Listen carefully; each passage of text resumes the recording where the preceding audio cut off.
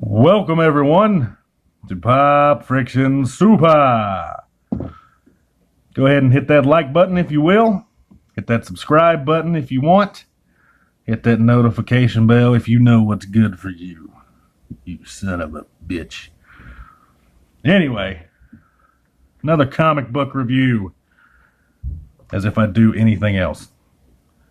Well, today we have a comic book review as opposed to my cooking recipes that I usually provide for you people. Sean Gordon Murphy, Batman Curse of the White Knight, Book 1.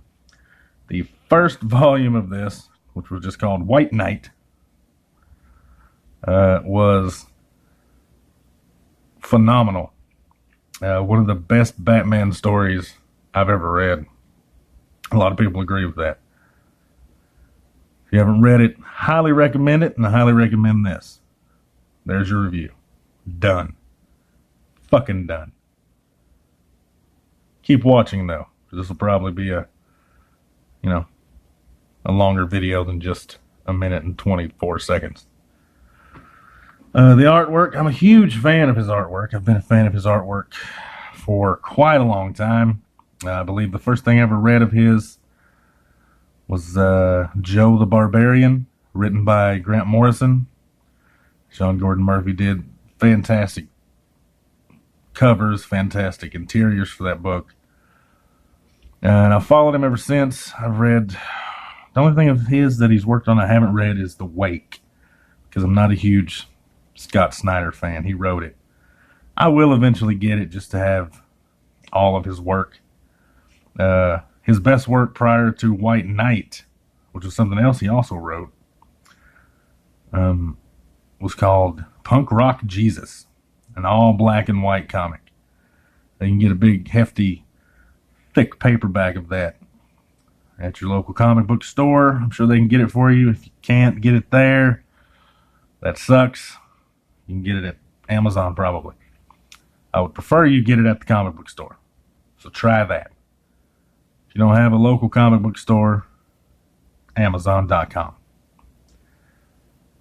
But this is a continuation of the last one, of course. This one, though, if you haven't read the previous volume of Batman White Knight, don't get this yet. Pick it up, so the sales are good on it.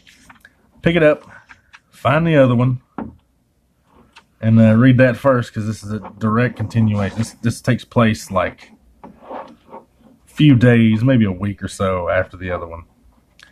Just phenomenal artwork. This man draws vehicles better than anybody I've ever seen. I'm sorry, I'm just looking at it. And then it kind of takes place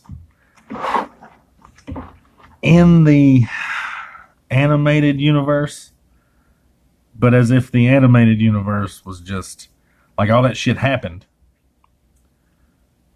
but like that was the cartoon of the actual shit that happened. Like this is the real world, like this is the real Batman and all that shit, and somebody took all his real adventures and made them into an animated series.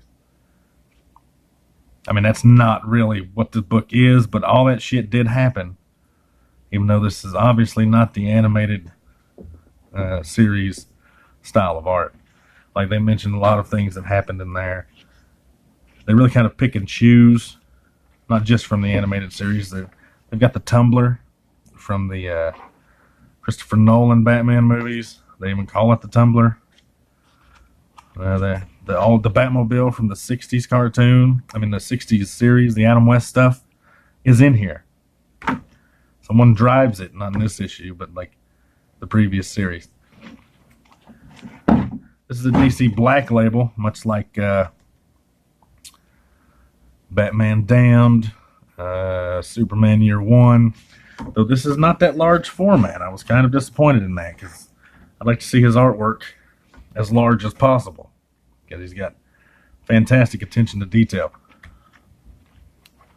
But this is going to be a quick one. It's hard to, review a comic that's really good, because what else can you say other than It's good and it looks good and it reads well and there's cool things that happen in it. But this is a cool comic. Hope all of you go and get it. Here's the that's the trade. I have that. I didn't get the issues. Whoops. That's not a big reveal, actually. That's just an advertisement. Fantastic artwork. Like I say, if you like this black and white stuff, definitely check out Punk Rock Jesus, because this is what it looks like. Peace.